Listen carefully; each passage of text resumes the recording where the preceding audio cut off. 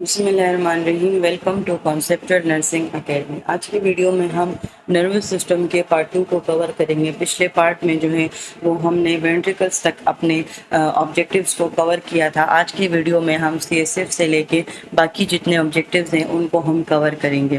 तो आप पहले पार्ट 1 को चैनल पर विजिट कर ले, वो देख ले, उसके बाद आपको पार्ट 2 की भी समझ आ जाएगी। तो हम अपने सीएसएफ से स्टार्ट लेते हैं, यानी सेरेब्रोस्पाइनल फ्लूइड। ये हमारे पास एक क्लियर, एक कलरलेस लिक्विड होता है जो कि सीएनएस के वेंट्रिकल्स और कैनाल्स में मौजूद होता है और वहाँ से फ्लो करता हुआ ये हमारे पास ब्रेन और स्पाइनल कॉर्ड तक पहुँचता है। इसकी जो टोटल वॉल्यूम है वो 80 to 150 ml है। इसको एमसीक्यूज के लिए नोट रख करें। सीएसएफ में हमारे पास होता क्या है, इसमें glucose, proteins, lactic acid, urea, cations जैसे sodium, potassium, calcium, magnesium, anion जिस तरह क्लोरीन, हाइड्रोकार्बन्स हो गए। इनमें हमारे पास वाइट ब्लड सेल्स भी होते हैं, तो इट मीन्स कि ये इम्यून फंक्शन भी परफॉर्म करेंगे। तो अब इसकी फॉर्मेशन की हम बात कर लेते हैं। इसकी जो फॉर्मेशन होती है ये कोरॉइड प्लेक्सेसिस से जो है ये प्रोड्यूस होता है। ये जो कोरॉइड प्लेक्सेसिस हैं ये हमारे पास स्पेशलाइज स्ट्रक्चर्स होते हैं। वेंट्रिकल्स जो हमने lateral, third and fourth ventricles पढ़े ब्रेन के, उनमें जो है स्पेशलाइज स्ट्रक्चर्स मौजूद होते हैं जिनको हम कोरॉइड प्लेक्सेस बोलते हैं। ये सीएसएफ को प्रोड्यूस करते हैं एक प्रोसेस के थ्रू जिसको हम जो है अल्ट्रा फिल्ट्रेशन बोलते हैं। दूसरा, इसकी जो ब्लड कैपिलरीज होती हैं उनमें एपेंडाइमल सेल्स होता है, तो ये ब्लड सीएसएफ बैरियर बनाता है। ये जो बैरियर है ये पैसेज ऑफ द सब्सटेंसेस को रेगुलेट करता है ब्लड से लेके सीएसएफ तक और सीएसएफ से ब्लड तक। इनमें जो न्यूट्रिएंट्स का एक्सचेंज होगा, जो एब्जॉर्ब रीअब्जॉर्ब होगा, वो इसी सीएसएफ बैरियर के थ्रू होता है। इसकी सर्कुलेशन जो है कहाँ से स्टार्ट होती है, इसकी सर्कुलेशन आती है लेटरल वेंट्रिकल से। जब ये लेटरल वेंट्रिकल्स जो है उससे थर्ड वेंट्रिकल की तरफ मूव करता है उस एक ओपनिंग के थ्रू, जिसको हम फोरामिन ऑफ मैग्नम भी बोलते हैं और जिसको हम एंटर वेंट्रिकुलर फोरामिना भी बोलते हैं। इस कैनाल के थ्रू या इस नैरो ओपनिंग के थ्रू जो है हमारे पास जो सीएसएफ होता है ये लेटरल से थर्ड वेंट्रिकल की तरफ आता है। अब थर्ड वेंट्रिकल से जो है ये फोर्थ वेंट्रिकल की तरफ आएगा सेरेब्रल एक्वाडक्ट के थ्रू। ये दोनों जो डक्ट है, यानी जो इंट्रा वेंट्रिकुलर फोरामिना है और जो सेरेब्रल एक्वाडक्ट है, ये हमारे पास दो मोस्ट इंपॉर्टेंट डक्ट्स हैं। उसके बाद जो है फोर्थ वेंट्रिकल से जो सीएसएफ है वो सब आर्कानॉइड स्पेसिस की तरफ जो है वो मूव करेगा और उसके बाद जो है ये ब्रेन और स्पाइनल कॉर्ड तक पहुंच जाएगा। अब इसकी रीअब्जॉर्प्शन जो है किस तरीके से होगी कि जब ये ब्रेन एंड स्पाइनल कॉर्ड तक पहुंचेगा तो वहाँ के जो ब्लड हैं उनमें जो है आर्कनॉइड विलाई, यानी ये फिंगर लाइक प्रोजेक्शंस होती हैं। जहाँ पर भी विलाई का वर्ड यूज़ होता है तो इट मीन्स कि ये किसी चीज़ को मूव करने में जो है वो मदद करेंगे। तो ये जो आर्कनॉइड विलाई हुए तो ये क्या करते हैं कि इनमें फिंगर लाइक प्रोजेक्शन जो सीएसएफ को जो है वो ड्यूरल साइनोसिस, जो ड्यूरा मैटर है, जो लेयर है हमारे पास, उसकी तरफ जो है उसको धकेलते हैं, यानी उसको मूवमेंट करते हैं और वहाँ से जो है सीएसएफ ब्लड के साथ जो है वो वीनस ब्लड के थ्रू वहाँ से रीअब्जॉर्ब हो जाता है और ये प्रोसेस कंटिन्यूज होता है। और ये जो रीअब्जॉर्प्शन होती है ये 20 ml/h के रेट के हिसाब से होती है। ये डायग्रामेटिकली थ्रू बात की गई है जो हमने अभी ओरली जो पढ़ा। तो ये लेटरल वेंट्रिकल से थर्ड वेंट्रिकल पे आएगा इंटर वेंट्रिकुलर फोरामिना के जरिए। थर्ड वेंट्रिकल से सीएसएफ आएगा फोर्थ वेंट्रिकल में सेरेब्रल एक्वाडक्ट की मदद से। फिर फोर्थ वेंट्रिकल से ये सब आर्कनॉइड स्पेस में आएगा लेटरल और मीडियन एपर्चर्स की मदद से। उसके बाद सब आर्कनॉइड स्पेस से ये आर्कनॉइड विलाई के थ्रू साइनेसिस में जाएगा, वहाँ से वीनस ब्लड में रीअब्जॉर्ब हो जाएगा और इसी तरह ये प्रोसेस जो है ये कंटिन्यू होगा। इसमें भी वही बात जो है लेबलिंग के थ्रू आपको समझाई गई है। ये लेबलिंग भी आप लोगों ने याद रखनी है, ये बहुत इंपॉर्टेंट है। उसके बाद इसके फंक्शंस क्या हैं, तो इसका जो मैकेनिकल फंक्शन है वो ये है कि ये जो है शॉक, किसी भी मैकेनिकल इंजरीज के रिजल्ट में जो है इंजरी को शॉक जो है उसको एब्जॉर्ब कर लेता है। केमिकली जो है वो ये हमारे पास केमिकली स्टेबल केमिकल एनवायरनमेंट को जो है ये मेंटेन रखता है, यानी ये जो आयंस की जो इक्विलिब्रियम है उसको मेंटेन रखेगा ताकि जो हमारे केमिकली जो है कोई डिस्टर्बेंस ना क्रिएट हो। उसके अलावा जो है ये सर्कुलेशन में जो है ये CSF जो है, ये जिस तरह हमने इसकी फ़्लो की बात की, तो ये जो है साथ साथ एब्जॉर्ब और रीअब्जॉर्ब होता रहता है, जिसकी वजह से जो है इनमें हमारे पास न्यूट्रिएंट्स भी जो है एक्सचेंज होते हैं। दूसरा, इसमें हमने इम्यून सेल्स की बात की, तो ये जो है अगर ब्लड के साथ एब्जॉर्प्शन और रीअब्जॉर्प्शन के दौरान अगर इसको कोई एंटीजन जो है वो नज़र आता है, तो इसके जो वाइट ब्लड सेल्स होते हैं तो वो इम्यून रिस्पॉन्स भी शो करते हैं। तो यहीं तक जो है वो हमारे पास CSF ख़त्म होता है। इसके बारे में आप लोग ये याद रखें कि इसकी इम्पोर्टेंस इसलिए ज़्यादा है क्योंकि ये जो है इंट्राक्रैनियल प्रेशर को भी मेंटेन करता है, और दूसरा ये हमारे पास एक सपोर्टिव ब्रेन फंक्शन के तौर पर भी जो है वो काम करता है, यानी विदाउट CSF जो है वो ब्रेन अपना फंक्शन सही तरीके से परफॉर्म नहीं कर पाएगा। अब हम अपने बात कर लेते हैं रिफ्लेक्स आर्क। ये जो रिफ्लेक्स आर्क होता है ये उसी जो हमने सेंसर्स, इंटीग्रेटर्स और इफेक्टिव न्यूरॉन्स, जो हमने बच्चे और उसकी माँ की और उसके बाप की जो हमने स्टोरी बनाई थी इस जो है याद करने के लिए, तो वो बेसिकली उसका जो मेन फंक्शन है वो रिफ्लेक्स आर्क में होता है। रिफ्लेक्स आर्क ये हमारे पास एक तेज़, एक प्रिडिक्टेबल, यानी ये सिर्फ अंदाज़तन जो है हम प्रिडिक्ट कर सकते हैं, तो ये इनवॉलंटरी रिस्पॉन्स होता है स्टिमुलाई की तरफ। अगर जो है आपका गलती से जो है अगर किसी सुई पे, किसी नोकीली चीज़ पर आपकी जो है वो स्किन कांटेक्ट में आ गई है, तो आप डायरेक्टली जो है अगर हाथ आया तो आप डायरेक्टली अपना हाथ जो है वो वहाँ से हटा देते हैं। तो ये जो आप एक्शन परफॉर्म करते हैं ये आपका इनवॉलंटरी होता है, जिसको हम रिफ्लेक्स आर्क बोलते हैं। अब जिसमें वही बच्चे, माँ और उसके बाप की स्टोरी आ गई कि इसमें क्या हुआ, रिसेप्टर स्किन में मौजूद हैं, स्टिमुलाई ने पहले रिसेप्टर पे जो है वो आए, तो वहाँ पर सेंसरी रिसेप्टर्स थे, तो वहाँ पर उन्होंने सेंस किया। फिर सेंसरी न्यूरॉन्स गए, यानी वो बच्चा गया इंटीग्रेटर के पास। इंटीग्रेटर ने क्या किया, उस प्रोसेस को इंटीग्रेट किया और उसके बदले में जो है मोटर न्यूरॉन्स को भेज दिया।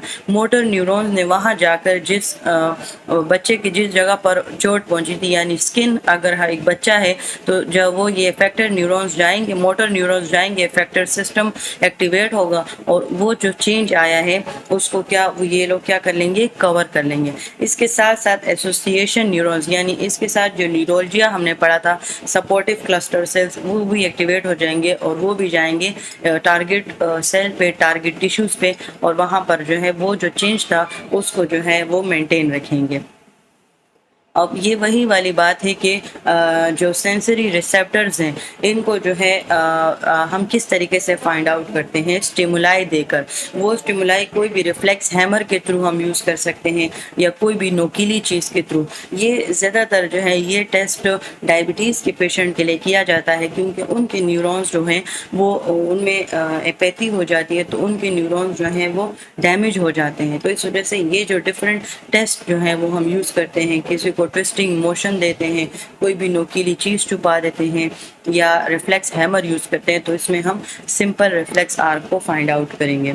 अब हमारे पास आता है डिफरेंट रिफ्लेक्सेस टाइप और उनकी रेगुलेशन। अब इनमें दो टाइप ऑफ रिफ्लेक्सेस आएंगे, एक होगा ऑटोनॉमिक रिफ्लेक्स और एक होगा सोमैटिक रिफ्लेक्सेस। अब नाम से ही जाहिर है कि जो ऑटोनॉमिक होगा वो इनवॉलेंट्री होगा और जो सोमैटिक होगा इनमें जो है स्केलेटल मसल्स एक्टिवेट होंगे, तो इस वजह से ये हमारे पास वॉलंटरी होगा, यानी ये हमारे कंट्रोल में होगा। अब इसके मुकाबले में जो ऑटोनॉमिक है, अब ये चूँकि इनवॉलंटरी है तो इसमें जो है स्मूथ मसल्स की रेगुलेशन होगी, हार्ट और ब्लड प्रेशर की होगी, ग्लैंड्स की रेगुलेशन और डाइजेस्टिव सिस्टम। अब ये वो रिफ्लेक्सेस है जो हमारे कंट्रोल में नहीं है। अभी हम मेनिंजेस की बात करते हैं, जो इससे पहले हमने ड्यूरा मैटर का जिक्र किया, सब आर्कानॉइड स्पेसिस का जिक्र किया, तो ये बेसिकली वही मेनिंजेस हैं जो कि अभी हम पढ़ेंगे। ये हमारे पास तीन जो हमारा ब्रेन एंड स्पाइनल कॉर्ड है, ये तीन लेयर जो है इसको कवर करती हैं। इनमें जो सबसे आउटर लेयर होती है वो ड्यूरा मैटर होती है। ये एक डबल लेयर एक्सटर्नल बाहर साइड पर ये कवरिंग होती है, और उसके साथ साथ ये बोन के साथ जो है ये अटैच जो होगी वो पेरियोस्टियम है, यानी जितने भी आउटसाइड लेयर हैं वो हमारे पास क्या कहलाती हैं, ड्यूरा मैटर कहलाती हैं। तो ये जो है बोन के अगर आउटसाइड पर है तो वो बोन की मेम्ब्रेन को हम पेरिओस्टियम मेम्ब्रेन बोलते हैं, और जो ब्रेन के आउटसाइड पर होती है उसको हम मेनिंजियल लेयर बोलते हैं। ये इसलिए जो है क्लेरिफाई किया गया है क्योंकि बहुत से स्टूडेंट्स जो है मेम्ब्रेन्स में जो है वो कंफ्यूज होते हैं। तो जो स्कल है यानी जो बोन का आउटर मेम्ब्रेन है वो पेरिओस्टियम है, लेकिन जो पूरे ब्रेन का जो है वो आउटर कवरिंग है वो मेनिंजियल लेयर है। इसके बाद हमारे पास सेकंड लेयर यानी मिडल लेयर आती है आर्कनॉइड मैटर। ये जो है आर्कनॉइड मैटर का जो स्पेस होता है यानी सब आर्कनॉइड स्पेसेस में जो है इसका CSF मौजूद होता है। उसके बाद हमारे पास सबसे इंटरनल लेयर आती है। अब इंटरनल लेयर का मतलब ये है कि ये बिल्कुल ब्रेन के जो है ब्रेन के साथ अटैच होगी। जो पाया मैटर और आर्कनॉइड मैटर है इनको हम एक साथ जो है लिप्टोमेनिंजेस बोलते हैं। ये पॉइंट जो है ये आप लोगों ने याद रखना है। अब हम अपने क्रेनियल नर्व्स की बात कर लेते हैं। ये हमारे पास बहुत ज़्यादा इम्पॉर्टेंट है। अगर आपने नर्वस सिस्टम में जो है क्रेनियल नर्व्स याद नहीं किया तो आपने कुछ याद नहीं किया, क्योंकि ये जो है ओस्टी के लिए भी बहुत ज़्यादा इम्पॉर्टेंट है। हमारे पास जो है क्रेनियल नर्व्स जो हैं वो 12 पेयर्स हैं, और स्पाइनल नर्व्स जो हैं ये हमारे पास 31 पेयर्स हैं। अब इनके बारे में जो है वो हम एक चीज़ याद रखेंगे कि एक तो हम इनका ओरिजिन पढ़ेंगे और एक इनका टर्मिनेशन पढ़ेंगे, और दूसरा इसमें हमने ये याद रखना है कि कौन सा जो नर्व है वो सेंसरी है, कौन सा मिक्स्ड है, और कौन सा जो है वो मोटर न्यूरॉन मोटर जो है वो पेयर है।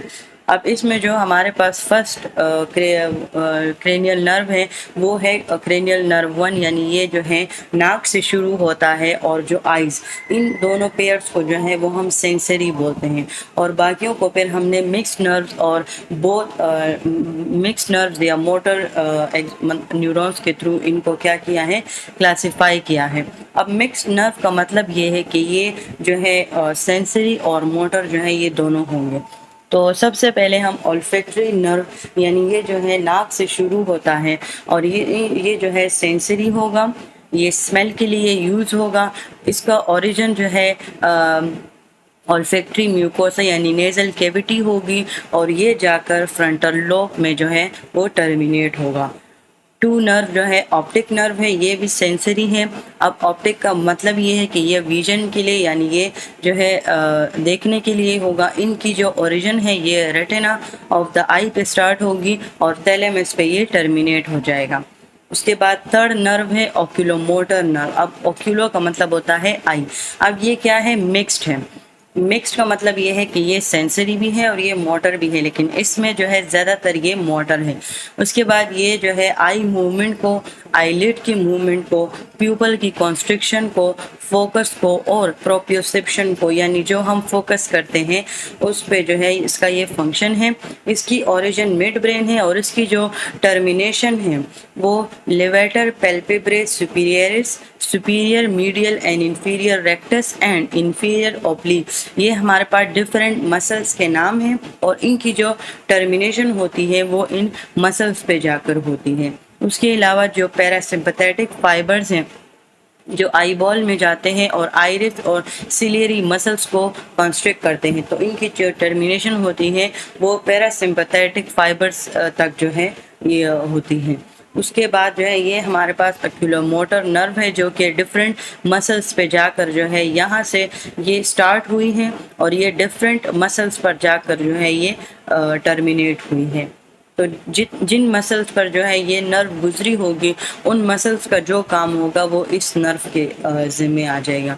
अब हमारे पास आता है ट्रोक्लियर नर्व, यानी क्या है, ट्रोक्लियर नर्व है। इसके लिए मैं एक अलग से वीडियो भी बना लूँगी ताकि आप लोगों को ये जो नर्व है याद करने में आसानी हो। उसके अलावा ये भी मिक्स्ड होंगे और कुछ जो है इनमें ज़्यादातर मोटर होंगे। ये भी आई मूवमेंट को, प्रोप्रियोसेप्शन को संभालेंगे। इनकी जो ओरिजिन है वो मिड ब्रेन है, लेकिन जिस तरह ओक्यूलोमोटर की नर्व जो डिफरेंट मसल्स तक थी, लेकिन इसकी जो टर्मिनेशन है वो just superior oblique muscle of the eye तक है। यानी ये हमारे पास ट्रोकियल नर्व है, ये मिड ब्रेन से जो है वो स्टार्ट हुआ है और इसकी जो टर्मिनेशन है वो सुपीरियर ओब्लिक मसल के जो है वो उस पे ज़िम्मे होगी। उसके बाद हमारे पास आता है ट्राइजेमिनल नर्व। अब ट्राइजेमिनल नर्व को हम ट्राई इस वजह से इसको बोलते हैं क्योंकि इसके 3 मेन ब्रांचेस निकलती हैं। तो इसकी जो एक ब्रांच जो है वो ऑफ्थल्मिक पे जाती है, यानी आइस के मूवमेंट को ये करेगी। फिर दूसरी जो है मैक्सिलरी में जाती है, यानी ये जो है हमारे पास फिशल बोन्स की तरफ, और दूसरा हमारे पास है मैंडिबल यानी जा बोन की तरफ जो है, मैक्सिलरी चीक बोन और मैंडिबल जो है जो हमारा लोअर जा है। तो ये जो है इन तीनों में जो है इसकी ब्रांचेस निकलती हैं, इस वजह से हम इसको ट्राइजेमिनल नर्व, ये हमारे पास 5th नर्व है। अब जिस तरह हमने कहा कि ऑफ्थल्मिक है, तो जाहिर सी बात है ये सेंसरी होगी और इसका जो फंक्शन होगा वो आईज से रिलेटेड होगा, यानी ये जो है आईलिड को अपर करेगी, आई बॉल को, लैक्रिमल ग्लैंड्स को, नेजल कैविटी को, साइड नोज को, फोरहेड और interior half of the skull, ये जो है इनकी सेंसेशन को जो है वो ब्रेन तक लेकर जाएगी। इसकी जो ओरिजिन होगी वो face, eyeball, lacrimal gland, nasal mucosa, frontal, यहाँ से स्टार्ट होगी और जो हमारे पास ब्रेन स्टेम का पार्ट है यानी पॉन्स तक ये जो है टर्मिनेट होगा। और अगर ये जो है अगर किसी का ऑफ्थल्मिक डिवीजन यानी किसी का ट्राइजेमिनल नर्व जो है इसकी ये वाला जो ब्रांच है ये डैमेज हो जाए तो ये सेंसेशन जो है ये लॉस हो जाएगी। और इसको फाइंड आउट करने के लिए जो हम क्लिनिकल टेस्ट करते हैं वो होता है कॉर्नियल रिफ्लेक्स टेस्ट, यानी इसमें जो है एक लाइट जो है वो हम आईज पर पकड़ते हैं, तो इसमें जो है हम कॉर्नियल के रिफ्लेक्स एक्शन को चेक करते हैं। अगर किसी का प्रेजेंट है तो इट मीन्स कि ट्राइजेमिनल नर्व जो है वो मेंटेन है यानी वो सही है, और अगर किसी का ये जो रिस्पांस है ये नेगेटिव आ जाए तो इट मीन्स कि ट्राइजेमिनल नर्व जो है ये डैमेज हो गया है क्योंकि सेंसेशन लॉस हो जाती है। ये हमारे पास डायग्रामेटिकली के थ्रू जो है आपको ट्राइजेमिनल नर्व की डिफरेंट रीजन्स बताई गई हैं, जिसमें ये जो आपको नज़र आ रहा है ये हमारे पास ऑफ्थल्मिक डिवीजन है, और ये जो आपको चीक बोन से ये जो लाइन नज़र आ रही है तो ये मैक्सिलरी डिवीजन है, और उसके अलावा ये जो मैंडिबुलर डिवीजन है ये क्या है, ये लोअर जा से जो है वो शुरू हुई है। अब इनकी मैक्सिलरी डिवीजन भी जो है वो क्या है, सेंसरी है, ये भी V1 की तरह, यानी ये भी जो है हमारे पास ये भी ऑफ्थल्मिक डिवीजन की तरह जो है ये हमारे पास सेंसरी है। इसका जो ओरिजिन है वो मिडल रीजन है, यानी जो चीक बोन है ये हमारे बिल्कुल फेस के मिडल में होते हैं, तो ये वहाँ से ओरिजिनेट होती है। उसके बाद नेजल म्यूकोसा से maxillary sinus, palate, upper teeth and gum से ये क्या है जो है वो ओरिजिनेट होती हैं। उसके बाद इसकी जो टर्मिनेशन होती है वो पॉन्स होती है। अब इसका जो इफेक्ट ऑफ डैमेज होगा वो भी लॉस ऑफ सेंसेशन हो जाएगी। और क्लिनिकल टेस्ट के लिए जो है हम क्या करते हैं कि हम फेस के इर्द गिर्द जो है कोई किसी चीज़ को जो है वो हम टच करके देखते हैं, वो जो है हमारे फिंगर हो सकता है या जो है कोई पिन, जो हम कोई नोकीली चीज़ है या कोई गर्म या कोई ठंडी है, तो इससे क्या होता है कि जब ये पेशेंट को फील होता है इट मीन्स कि इसकी जो मैक्सिलरी डिवीजन है ट्राइजेमिनल नर्व जो है ये बेसिकली हमारे पास पूरा फिशल का नर्व होता है, जिसमें हमने ये जो दूसरी डिवीजन पढ़ रहे हैं तो इसमें आपको अंदाज़ा हो जाएगा कि ये जो है पूरे फेस पर जो है वो इसका जिक्र है। तो इसकी जो अगर ये हमारे पास डैमेज हो जाए तो हमारे पूरे फेस की लॉस ऑफ सेंसेशन जो है ये डैमेज हो जाती है। तो इस वजह से फिर हम इसको क्लिनिकल टेस्ट करते हैं। अगर ये पेशेंट को ये पिन प्रिक्स जो है, जो कोई सुई है वो टच हो रही है, वो उसको फील हो रहा है, कोई गर्म या ठंडी चीज़ हमने रखी है वो उसको फील हो रही है, इट मीन्स कि ये सही है। और अगर ये नहीं हो रहा इट मीन्स कि लॉस ऑफ सेंसेशन हो गई है, जो maxillary division of trigeminal nerve है वो डैमेज हो गई है। उसके बाद हमारे पास थर्ड डिवीजन आती है मैंडिबुलर डिवीजन। अब जो फर्स्ट 2 डिवीजन्स थी ट्राइजेमिनल नर्व की वो हमारे पास सेंसरी थी, अब ये मिक्स्ड है। इसमें जो है क्या होगी कि इसमें सेंसेशन भी होगी और इसका मोटर फंक्शन भी होगा। सेंसेशन इसकी बिल्कुल V1 और V2 की तरह ही होगी, यानी ऑफ्थल्मिक और जो हमने मैक्सिलरी पढ़ा ये उसी की तरह होगी। इसके अलावा इसकी जो ओरिजिन होगी वो inferior region of the face में होगी, एंटीरियर टक से होगी, लेकिन इनमें हमारे पास स्टेट बर्ज नहीं आएंगे। इसमें सिर्फ ज़बान शामिल है, लेकिन इसमें जो टेस्ट बर्ड्स जो हैं टंग के लास्ट में होते हैं तो इसमें वो शामिल नहीं होगा। इसके अलावा जो है अब लोअर जा की बात है तो इसमें लोअर टीथ एंड गम्स शामिल होंगे और फ्लोर ऑफ द माउथ जो है इसमें शामिल होगा। इसकी जो टर्मिनेशन है वो पॉन्स पर होगी और इसका जो डैमेज होगा उसी तरह जो है सेंसेशन जो है वो इम्पेयर हो जाएगा। तो जब अब इसका ताल्लुक जो है वो मैंडिबल के साथ है। मैंडिबल जो है हमारे फेस में वाहिद एक ऐसा बोन है जो मूवमेंट करता है, तो अगर ये डैमेज हो जाए किसी पेशेंट का तो उसकी जो है चबाने में यानी उसकी जो चिविंग एबिलिटी होती है वो भी इम्पेयर हो जाती है।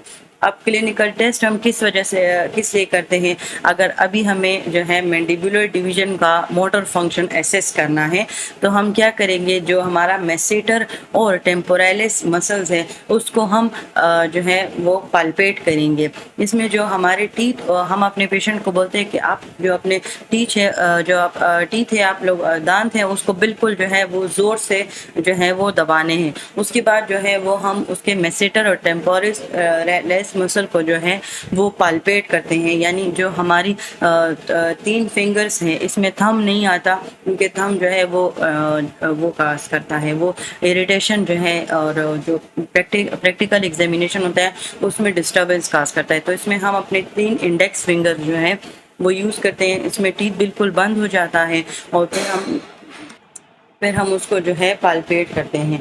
एक पाल्पेशन जो है जो दांत होते हैं वो बिल्कुल एक दूसरे के साथ अटैच होते हैं और फिर हम पाल्पेट करते हैं, और दूसरा हम जब मैंडिबल की मोबिलिटी को चेक करते हैं तो फिर हम जो है यहाँ पर हाथ रख कर मतलब फॉर एग्जांपल कि आप जो है अपने फेस पर हाथ रखिए और फिर आप जो है वो अपने मैंडिबल को, जिस तरह आप खाना खाते हैं तो जब आप उसके अकॉर्डिंग मूवमेंट करेंगे तो यहाँ पर जो है वो जो मसल जो रिफ्लेक्स होगा वो आपको महसूस होगा। तो अगर किसी पेशेंट का वो रिफ्लेक्स नहीं है तो इट मीन्स कि उसका जो ट्राइजेमिनल मैंडिबुलर डिवीजन है वो डैमेज हो गया है।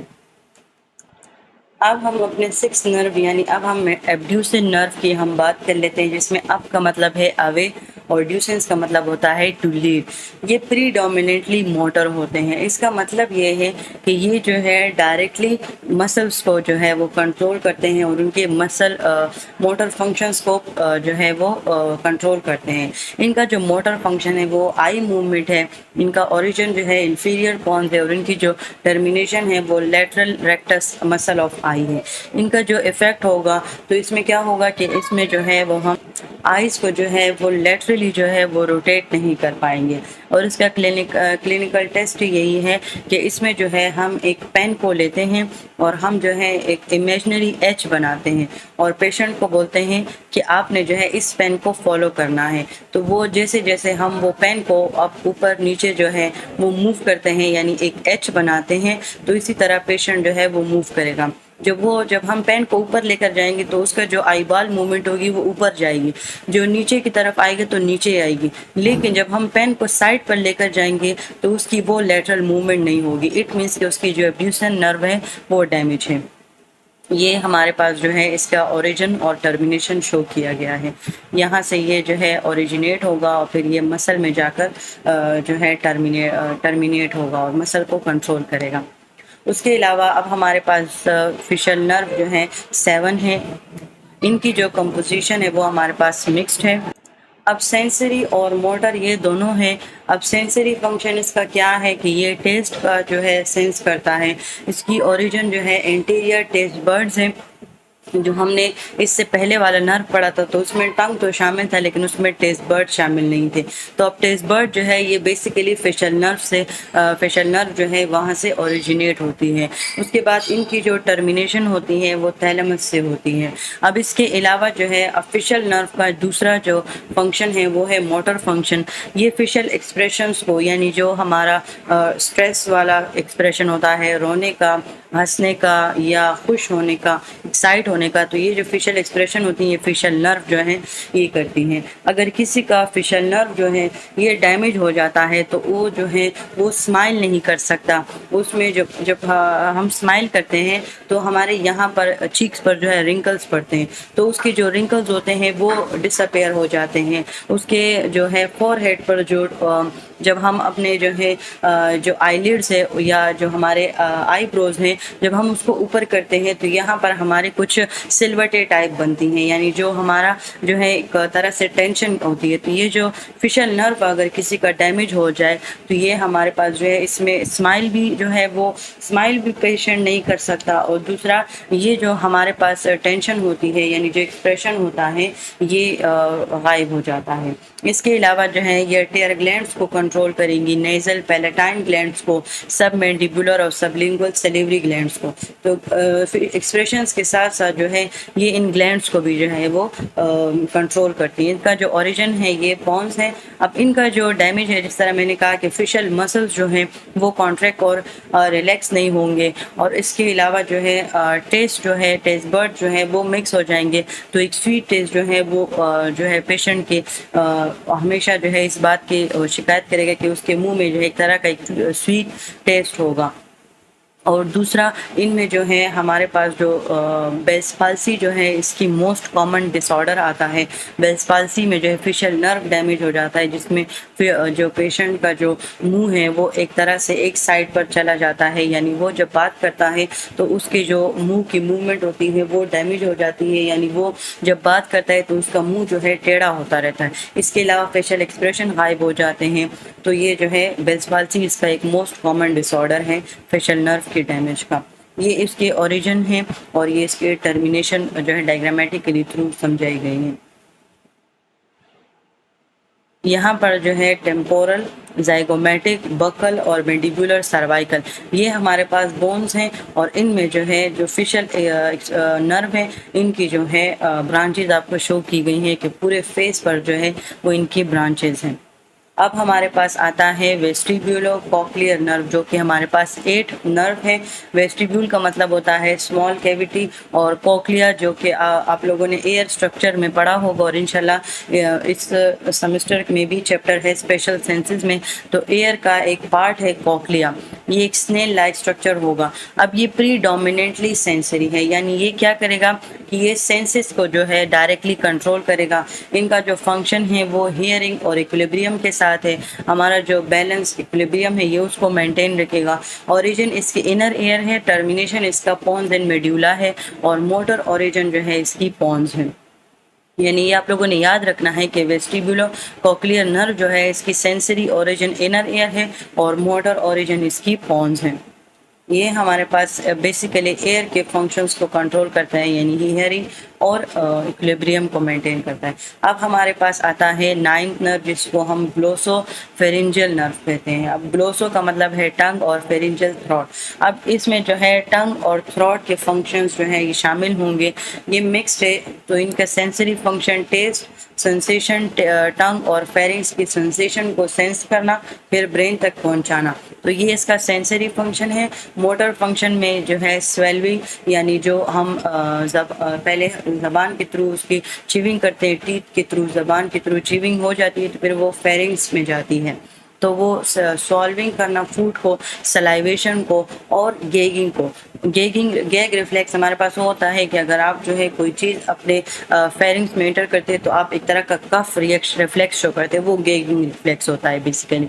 और इसका जो ओरिजिन है तो वो मेड्यूला ऑब्लिंगेटा है। ये हमारे पास जो है इसकी ओरिजिन और टर्मिनेशन को शो किया गया है कि इसकी ब्रांच जो है वो टंग साइड पे भी गई हुई है और फेरिंग साइड पर भी जो है वो गई हुई है। अब हम अपने 10th नर्व की बात करते हैं, वेगस नर्व। ये वैग्रेंट और वेंडरिंग नर्व भी इसको कहा जाता है। ये इसकी जो कंपोजिशन होती है मिक्स्ड होती है। अब इसकी सेंसरी फंक्शन क्या है कि ये जो है नेक और थ्रोट के मसल्स को जो है उनके जो प्रोप्रियोसेप्टर्स है, यानी ये उनके मसल्स को क्या करता है, सेंस करता है। बैरो रिसेप्टर्स जो हमारे ब्लड प्रेशर के रिसेप्टर्स हैं ये उनको सेंस करता है, जो कि आयोटा में मौजूद हैं। कीमो रिसेप्टर्स जो आयोटा में जो है बैरो और कीमो दोनों रिसेप्टर्स को जो है ये सेंस करता है।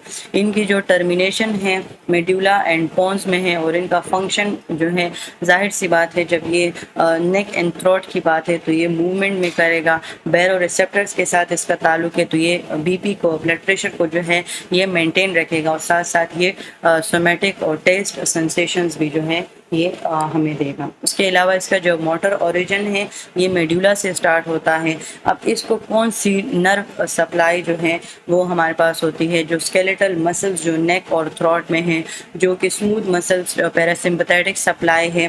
तो ये क्या है बेसिकली कि ये नर्व जो है वो इन मसल्स तक जो है पहुंची हुई है, तो ये जो है उनको सप्लाई करेगी। जो सारा नेक और थ्रोट का हो गया, पैरासिम्पथेटिक में स्मूथ मसल्स जो एयरवे में है, जो इसोफेगस, स्टमक में, स्मॉल इंटेस्टाइन में, लार्ज इंटेस्टाइन, जितना भी पूरा जीआई ट्रैक्ट जो है वो इसको यानी ये जो है उनको इनर्वेट करता है, उनको ब्लड सप्लाई करता है। अब इनका सोमैटिक मोटर फंक्शन क्या है कि ये जो है स्वेल्विंग में मदद करेंगे, कफिंग में और वॉइस प्रोडक्शन में। अगर किसी का वेगस नर्व डैमेज हो जाए तो उसकी जो स्पीच एबिलिटी होती है तो वो भी जो है डिस्टर्ब हो जाती है। और ऑटोनॉमिक मोटर फंक्शन, जिस तरह हमने बात की कि ये इनर्वेशन करता है जितनी भी जीआई ट्रैक के ऑर्गन्स हैं उन सब को, और ये साथ साथ हार्ट रेट को भी स्लो करता है और जीआईटी सिक्रीशन को भी क्या करता है, स्लो करता है। अब इसके अलावा हमारे पास आता है 11th नर्व, जिनको हम एसेसरी नर्व बोलते हैं। ये हमारे पास एडिशनल और असिस्टिंग यानी ये हेल्पर नर्व है। और ये तमाम क्रेनियल नर्व से जो है ये इसीलिए डिफरेंट है क्योंकि इसकी जो ओरिजिनेशन है ये ब्रेन स्टेम से भी होती है, और साथ साथ जो हमारे पास स्पाइनल नर्व्स हैं C1 से लेके C5 तक हमारे पास जो स्पाइनल नर्व्स हैं तो ये वहाँ से भी क्या होता है, ये ओरिजिनेट होता है। इस वजह से ये बाकी नर्व से जो है ये डिफरेंट होगा। इसकी जो क्रेनियल रूट होगी वो मोटर होगी, और इसकी जो स्पाइनल यानी जो ये क्रेनियल नर्व्स के थ्रू जो है ये सप्लाई होगा ब्रेन स्टेम, वो उसका मोटर फंक्शन करेंगी। और जो स्पाइनल कॉर्ड से यानी जो स्पाइनल नर्व से जो आएगा तो वो इसकी जो फंक्शन होगी वो मिक्स्ड होंगी। अब इसकी कंपोजिशन क्या है, मिक्स्ड है, लेकिन ज़्यादातर क्या है, मोटर है। मोटर फंक्शन में एसेसरी नर्व स्वेलिंग में, head and neck shoulder movement में करता है, और उसकी जो ओरिजिन है वो मेडुला ऑब्लंगेटा है जिसमें हमने ब्रेन स्टेम की बात की। इसकी जो टर्मिनेशन है वो पैलेट तक जाएगी, फेरिंग्स तक, स्टर्नोडोक्लेइडोमास्टॉइड एंड ट्रेपीजियस मसल। तो ये इनकी टर्मिनेशन यहाँ तक जाती है तो पैलेट तक जाती है तो सॉल्विंग करेगी, फेरिंग्स तक जाती है तो सॉल्विंग करेगी, मतलब फूड को अंदर की तरफ धकेलेगी। इसी तरह हेड नेक एंड शोल्डर की मूवमेंट करेगी, यानी ये स्टर्नोडोक्लेइडोमास्टॉइड और ट्रेपीजियस मसल्स पे टर्मिनेट होती है तो ये मूवमेंट में भी मदद करेगी। अब इसका जो डैमेज होगा वो जाहिर सी बात है जो ये कंट्रोल कर रहा है तो वो नहीं कर सकेगा, यानी जो ये स्टर्नोक्लेइडोमास्टॉइड मसल्स को, ट्रेपीजियस मसल्स को कंट्रोल कर रहा है तो वो नहीं कर सकेगा, जिसके नतीजे में क्या होगी, वो जो है शोल्डर मूवमेंट में जो है वो डिस्टर्बेंस होगी। अब इसका क्लिनिकल टेस्ट क्या है कि इसमें जो है हम हेड और शोल्डर को जो है वो अगेंस्ट रेजिस्टेंट, मतलब हमने उसका जो है शोल्डर्स पे हाथ रखे होते हैं और हम उनको कहते हैं कि आप अपने हेड को रोटेट करें। अगर वो अपने हेड को बगैर किसी तकलीफ के रोटेट कर पा रहा है तो इट मीन्स एसेसरी नर्व जो है वो सही है, और अगर वो नहीं कर रहा इट मीन्स कि ये डैमेज है। ये हमारे पास एसेसरी नर्व हैं जो डिफरेंट मसल्स तक जो है, स्टर्नोक्लेइडोमास्टॉइड हो गया, पैलेट हो गया, इस तक जो है ये गई हुई है। अब हमारे पास आता है 12th नर्व, और लास्ट नर्व है हमारे पास क्रेनियल नर्व की, जिसको हाइपोग्लोसल कहते हैं। अब ग्लोसल का मतलब ही टंग है, हाइपो का मतलब होता है नीचे। तो इसका जो कंपोजिशन है वो मिक्स्ड है, और ज़्यादातर ये क्या है, मोटर है। अब इनका फंक्शन क्या है, स्पीच में, फूड को मैनिपुलेट करने में या चेंज करने में, और स्वेल करने में, मतलब स्वेलविंग में। ओरिजिन इसकी मेडुला ऑब्लंगेटा है, और टर्मिनेशन इसकी intrinsic and extrinsic muscles of the tongue है। ये बेसिकली जो है टंग के मूवमेंट का जो है एक मोस्ट इम्पॉर्टेंट नर्व है। तो इसी के साथ हमारा ब्रेन और उसके 12 पेयर्स ऑफ क्रेनियल नर्व्स जो हैं ये हमारे पास कंप्लीट हो गए हैं। अभी हम अपने स्पाइनल कॉर्ड की बात करते हैं। स्पाइनल कॉर्ड जो है वो ब्रेन के साथ ही जो है वो कंटिन्यू होता है। ये हमारे पास एक कॉम्प्लेक्स स्ट्रक्चर है जो कि सेंट्रल नर्वस सिस्टम में एक बहुत अहम किरदार अदा करता है, और साथ साथ ये इन्वायरमेंटल स्टिमुलाई के जवाब में जो है वो अपना रिस्पॉन्स शो करता है और अपने इन्वायरमेंट को जो है वो मेंटेन रखता है, यानी ये बॉडी को जो है वो मेंटेन रखता है। इसके अलावा इसकी जो स्ट्रक्चर है ये हमारे पास इसमें ग्रे मैटर और वाइट मैटर मौजूद है। ग्रे मैटर जो है वो इसका सेंट्रल पार्ट होता है है, जिसमें जितने न्यूरोनल सेल्स हैं, न्यूरॉन्स हैं, उनके सपोर्टिंग सेल्स हैं, वो पाए जाते हैं। इनके अलावा जो है इनमें वाइट मैटर पाया जाता है। वाइट मैटर जो है इसी स्पाइनल कॉर्ड का आउटर लेयर होता है, जिनमें माइलिनेटेड नर्व फाइबर जो हैं वो मौजूद होते हैं। इनका फंक्शन क्या है कि ये जो है वर्टिब्रल कॉलम बनाते हैं, यानी ये एक बोनी कॉलम बनाते हैं वर्टिब्रा से मिलकर। तो ये जो है बैलेंस का काम करेंगे। मेनिंजेस जो हमने ड्यूरा मैटर, आर्कनॉइड और पाया मैटर पढ़ा, तो ये जो मेनिंजेस होते हैं ये इसी स्पाइनल कॉर्ड की जो है ये हिफाजत करते हैं। अब हमारे पास आता है स्पाइनल टेप यानी लंबर पंक्चर। ये हमारे पास एक एनेस्थेटिक प्रोसीजर जो है हम इसको कह सकते हैं। इसमें क्या होता है कि इसमें एक नीडल जो है वो हम सब आर्कनॉइड स्पेस में जो है वो इंसर्ट करते हैं। ये बेसिकली ये जो स्पाइनल टैप होता है, यानी ये जो लंबर पंक्चर होता है, ये सीएसएफ को जो है मालूम करने के लिए होता है। सीएसएफ की ड्रेनेज विड्रा के लिए होता है, ताकि फिर सीएसएफ को टेस्ट किया जा सके कि उसकी जो नॉर्मल वॉल्यूम है वो कम है या ज़्यादा है, क्योंकि इसी सीएसएफ से जो है हमारे पास जो है इंट्राक्रेनियल प्रेशर जो है वो मेंटेन होता है। इस वजह से जब हमारे पास जब प्रॉब्लम आती है पेशेंट में, तो फिर हम लंबर पंक्चर प्रोसीजर करते हैं। ये जो स्पाइनल टेप होता है ये नॉर्मली जो हमारा 3rd and 4th वेंट्रिकल होता है, वर्टिब्रा, तो ये हम वहाँ से लेते हैं। इनके स्पेसिस से हमारे पास सीएसएफ फ्लूइड मौजूद होता है, तो वहाँ पर हम एक लॉन्ग नीडल जो है वो इंसर्ट करते हैं और वहाँ से हम सीएसएफ करते हैं। अब इसका पर्पस क्या है कि सीएसएफ को विड्रा करना, ताकि डायग्नोस किया जा सके कि सीएसएफ के वॉल्यूम में, प्रेशर में और इसके वजह से जो इंट्राक्रेनियल प्रेशर जो है वो इंक्रीज़ और डिक्रीज़ हुआ है, तो वो जो है किस वजह से हुआ है। तो ये डायग्नोस्टिक पर्पसेस के लिए यूज़ होता है। दूसरा जो है एंटीबायोटिक्स को इंट्रोड्यूस करना, या माइलोग्राफी, एनेस्थेटिक्स को, कीमोथेरेपी को, या सीएसएफ प्रेशर को मेजर करने के लिए। तो ये सारे क्या हैं, स्पाइनल टैप के पर्पसेस हैं। अभी हम एक्सटर्नल एनाटॉमी पढ़ते हैं। तो सबसे पहले हमारे पास स्पाइनल कॉर्ड आता है, तो जो ज़ाहिरी तौर पर जो है ये एक रफ साइलेंड्रिकल यानी एक सिलेंड्रिकल टाइप शेप जो है ये हमें देता है। इसका जो एंटीरियर और पोस्टीरियर डायमेंशंस होती हैं वो फ्लैट होती हैं। अडल्ट में जो है ये मेडुला ऑब्लंगेटा, जो कि ब्रेन स्टेम का हिस्सा है, मेडुला ऑब्लंगेटा, ये वहाँ से स्टार्ट होता है और 2nd लंबर वर्टिब्रा तक जो है ये एक्सटेंड हुआ होता है। न्यू बॉर्न इन्फेंट में जो है ये हमारे पास 3rd और 4th लंबर वर्टिब्रा तक भी जो है वो एक्सटेंड होता है।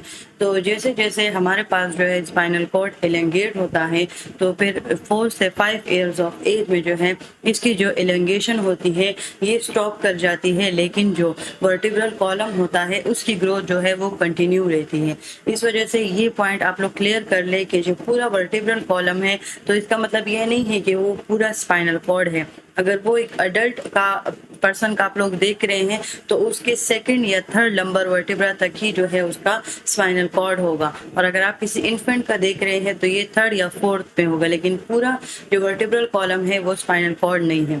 जो अडल्ट स्पाइनल कॉर्ड की रेंज है, अभी एमसीक्यूज हैं, तो वो इसकी रेंज क्या है, 42 से 45 सेंटीमीटर, या अगर इंचेस में देखा जाए तो 16 से 18 इंच जो है नॉर्मल अडल्ट स्पाइनल कॉर्ड जो है वो हमारे पास होता है। स्पाइनल कॉर्ड के जो है 2 इनलार्जमेंट होते हैं। एक हमारे पास जो है सुपीरियर यानी ये ऊपर वाला, इसकी जो इनलार्जमेंट होती है ये सर्वाइकल इनलार्जमेंट होती है, यानी ये हमारे जो जब नेक से जो है स्टार्ट होती है, तो यहाँ पर हमारे पास इसके सर्वाइकल वर्टिब्रा जो है मौजूद होते हैं। तो ये 4th सर्वाइकल वर्टिब्रा से शुरू होकर 1st थोरेसिक वर्टिब्रा तक जो है ये एंड करती है। और इसके जो नर्व्स होते हैं ये अपर लिम्ब से, यानी जो हमारे आर्म हैं, ये वहाँ से स्टार्ट होती है। और सर्वाइकल इनलार्जमेंट जो है ये एक पूरा इनलार्जमेंट का मतलब ये होता है कि ये पूरी स्पेस बनाते हैं, ये यहाँ पर जो है ओपन होते हैं। तो ये किस वजह से होंगे, ये अपर आर्म्स की वजह से होंगे। अब जो दूसरी है सुपीरियर इनलार्जमेंट के बारे में हमने बात कर ली, अब हम इंफीरियर इनलार्जमेंट के बारे में बात करते हैं। इसको हम लंबर इनलार्जमेंट भी बोलते हैं। अब ये कहाँ से स्टार्ट होंगी, 9 से 12 थोरैसिक वर्टेब्रा से जो है ये एक्सटेंड होंगी और इसके जो नर्व्स होंगे वो लोअर लिम्ब से जो है वो अराइज होंगे और ये लंबर इनलार्जमेंट बनाएंगे। अब इसी लंबर इनलार्जमेंट के नीचे हमारे पास स्पाइनल कॉर्ड जो है टर्मिनेट होता है और ये एक कॉनिकल, एक कॉन टाइप स्ट्रक्चर जो है ये बनाता है, जिसको हम कॉनस मेडुलरिस भी बोलते हैं। और ये कहाँ पर एंड करता है, इंटरवर्टिब्रल डिस्क के दरमियान में, जो कि फर्स्ट या सेकंड लंबर वर्टिब्रा है। हमने पहले ही बात कर ली कि पूरा वर्टिब्रल कॉलम जो है स्पाइनल कॉर्ड नहीं होता। अडल्ट की बात है तो ये जो कॉनस मेडुलरिस है ये उसका एक एंड पॉइंट होगा जहाँ पर स्पाइनल कॉर्ड जो है ये खत्म होता है और ये अडल्ट में जो है फर्स्ट या सेकंड लंबर वर्टिब्रा पे जो है ये एंड करता है। ये जो है हमारे पास डायग्रामेटिकली थ्रू आपको समझाया गया है कि जहाँ पर हमारे पास जो है कॉनस मेडुलरिस, हमारे पास स्पाइनल कॉर्ड जो है वो यहाँ पर एंड होता है और यहाँ से जो है वर्टिब्रल कॉलम जो है ये जो है इसकी क्रॉस सेक्शन व्यू इसका दिखाया गया है। तो यहाँ पर स्पाइनल कॉर्ड जो है बेसिकली एंड हो गया है और ये जो आगे मजीद गया हुआ है ये वर्टिब्रल कॉलम है। तो जो यहाँ पर जिस पॉइंट पे ये एंड हुआ है तो वो कॉनस मेडुलरिस है। अब हमने कॉनस मेडुलरिस की बात कर ली कि जो स्पाइनल कॉर्ड जहाँ पर एंड होगा। अब इसका मतलब ये नहीं है कि स्पाइनल कॉर्ड एंड हो गया है और वर्टिब्रल कॉलम जो है वो उसी तरह कंटिन्यू उसने ग्रोथ किया है तो उसके जितने भी नर्व्स होंगे वो उससे कट ऑफ हो जाएंगे, नहीं।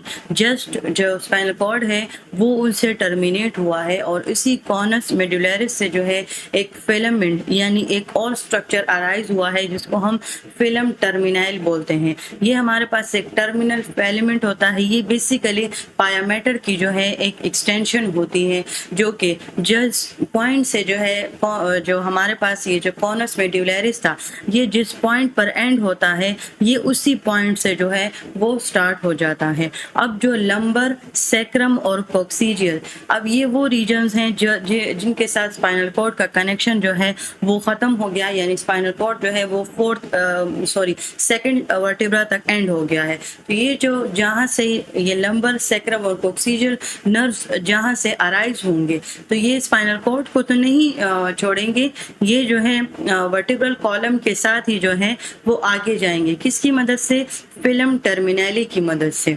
और इसमें जो है हमारे पास जहाँ पर इन नर्व्स के रूट्स जो है इकट्ठा होते हैं यानी ये एक हेयर टाइप प्रोजेक्शंस बनाता है तो उसको हम कोडा इक्विना बोलते हैं, यानी हॉर्स टेल। आपने अगर घोड़े की वो टेल जो है अगर आपने देखी है तो ये उसी टाइप का एक स्ट्रक्चर बनाते हैं। तो बेसिकली मतलब ये है कि जो नर्व्स जो कि स्पाइनल कॉर्ड से अराइज हो रही हैं और नीचे की तरफ आ रही हैं वो स्पाइनल कॉर्ड को तो नहीं छोड़ेंगी जबकि वो जो है वर्टिब्रल कॉलम के साथ ही जो है वो ग्रो करेंगी। किसकी मदद से, फिलम टर्मिनल की मदद से। और ये जो इनके स्पाइनल नर्व्स के जो रूट्स हैं, इनकी जो जड़ें हैं वो एक हेयर लाइक स्ट्रक्चर बनाएंगी जिसको हम कोडा इक्विना बोलते हैं, यानी हॉर्स टेल जो है वो हम इसको बोलते हैं।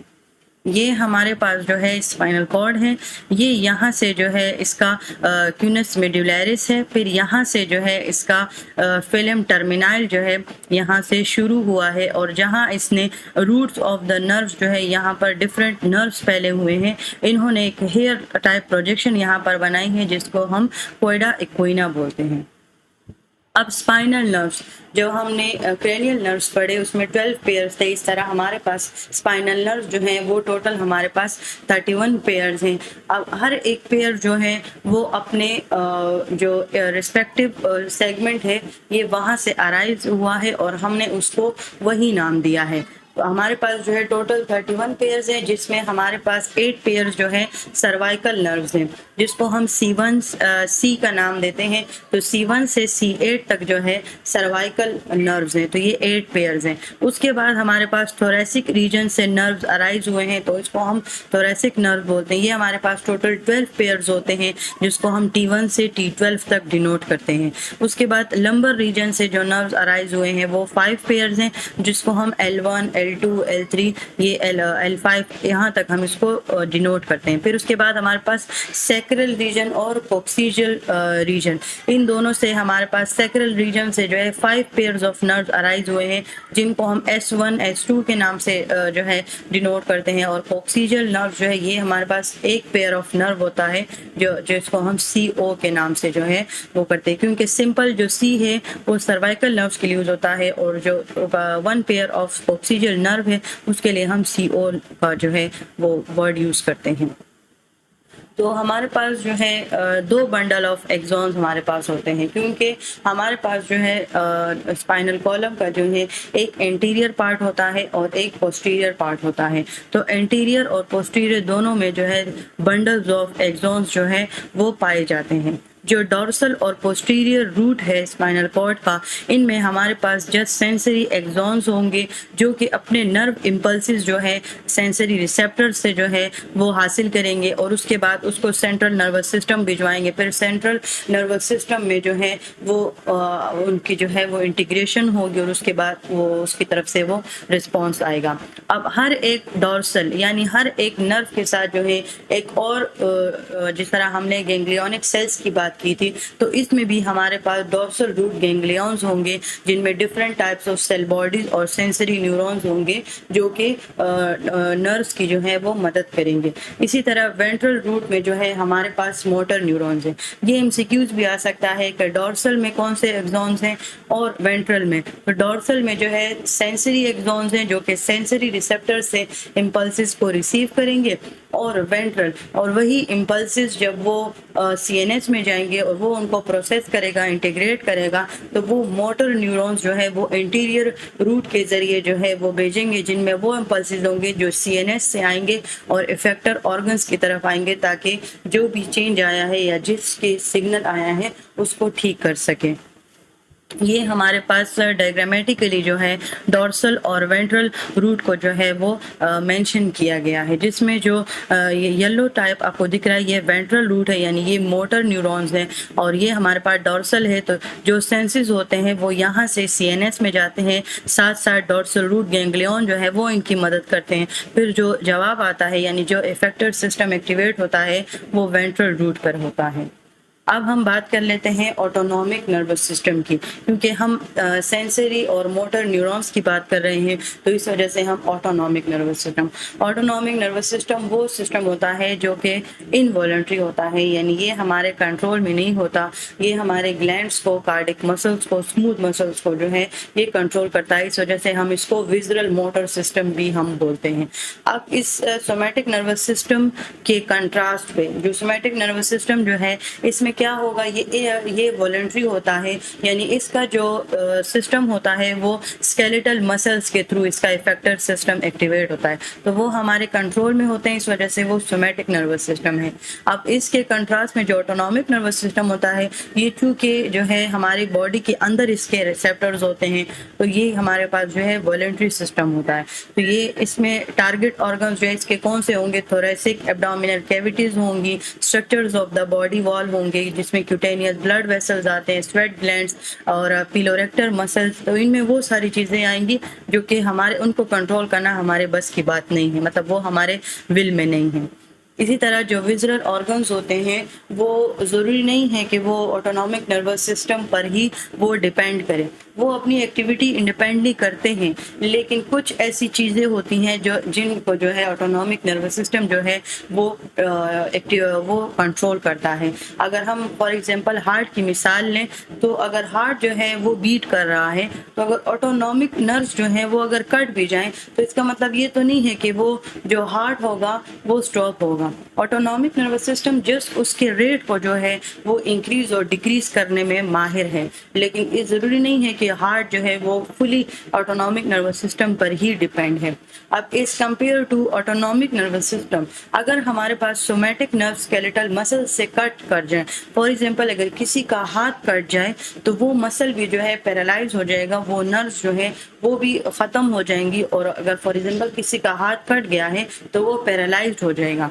लेकिन अगर ऑटोनॉमिक नर्व्स काट दी जाएं तो वो जो हार्ट होगा यानी जो विजुअल ऑर्गन्स हैं, जो organs autonomic nervous system control करते हैं, तो वो उसी तरीके से चलेंगे। ऑटोनॉमिक नर्वस सिस्टम जस्ट उनको एडजस्ट करता है। अब विजुअल रिफ्लेक्सेस क्या होती हैं? अब ये वो रिफ्लेक्सेस होंगी जो ये अनकॉन्शियसली जो है स्टिमुलाई की तरफ ऑटोनॉमिक रिस्पांस होता है। अब ऑटोनॉमिक रिस्पांस में हमारे पास वही रिसेप्टर्स आ गए। इसमें जो है हमारे रिसेप्टर्स जो है वो बॉडी के अंदर ही मौजूद हैं। अब वो क्या हो सकता है, वो कोई स्ट्रेच मसल की एक्स्ट्रा स्ट्रेच हो गई, टिश्यू डैमेज हो गया, ब्लड केमिकल्स की इंक्रीज डिक्रीज हो गई, या बॉडी टेम्परेचर लो या हाई हो गया, या दूसरे इंटरनल स्टिमुलाई। तो इसमें क्या होंगे, एफरेंट न्यूरॉन्स और इफरेंट न्यूरॉन्स जो है ये शामिल होंगे। अब एफरेंट और इफरेंट क्या होते हैं? एफरेंट न्यूरॉन्स हमारे पास वो न्यूरॉन्स हैं जो कि सिग्नल्स को जो है रिसेप्टर से सेंट्रल नर्वस सिस्टम को लेकर जाएंगे, और इफरेंट जो है, इफरेंट न्यूरॉन्स ये सेंट्रल नर्वस सिस्टम से जो है वो सिग्नल्स जो है वो इफेक्टर सिस्टम को जो है वो लेकर आएंगे। अब इसकी एग्जांपल है, अगर हमारे पास हाई ब्लड प्रेशर है और उसको एक्टिवेट किया है, जो रिसेप्टर्स ब्लड प्रेशर को डिटेक्ट करते हैं उनको हम बैरो रिसेप्टर्स बोलते हैं। तो जो उन्होंने जो है बैरो रिसेप्टर्स को जो है वो एक्टिवेट किया है। अब बैरो रिसेप्टर्स जो है, जो मेडुला ऑब्लंगेटा उनका इंटीग्रेटेड सिस्टम है।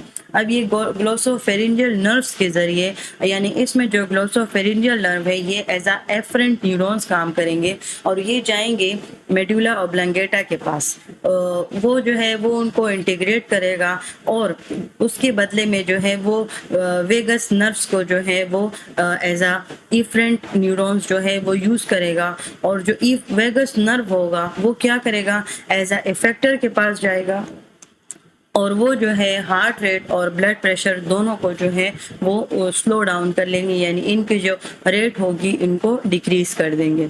अब हम डिवीजन पढ़ते हैं ऑटोनॉमिक नर्वस सिस्टम की, जिसमें एक सिंपैथेटिक एक पैरासिम्पैथेटिक।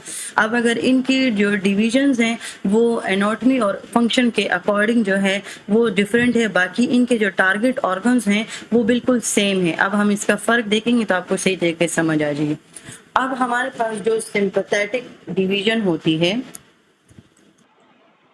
तो ये जो है बेसिकली जो सिंपैथेटिक डिवीजन है ये एड्रेनर्जिक सिस्टम के बेस पर काम करती हैं। ये जो है हमारे पास नॉरएपिनेफ्रिन और एपिनेफ्रिन, या दूसरा जो नाम है वो है एड्रेनालिन या नॉरएड्रेनालिन, ये न्यूरोट्रांसमीटर्स को यूज करते हैं और ये बॉडी को फाइट और फ्लाइट कंडीशन में जो है वो लेकर जाते हैं, जिसके नतीजे में heart rate, blood pressure, pulmonary air flow, blood glucose concentration, blood flow, और ये सारी चीज़ें क्या हो जाती हैं, ये इंक्रीज हो जाती हैं। लेकिन उसी टाइम जो है हमारे पास जो है blood flow to the skin और डाइजेस्टिव ट्रैक्ट जो है सिंपैथेटिक डिवीजन में ये रिड्यूस हो जाता है।